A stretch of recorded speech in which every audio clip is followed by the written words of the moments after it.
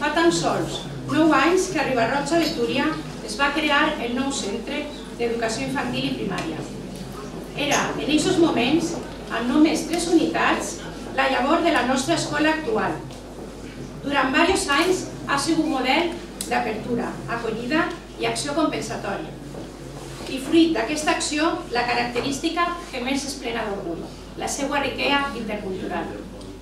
El nostre lema era en aquests anys: la qualitat de l'educació està en les persones i no en les parets ni en els mitjans.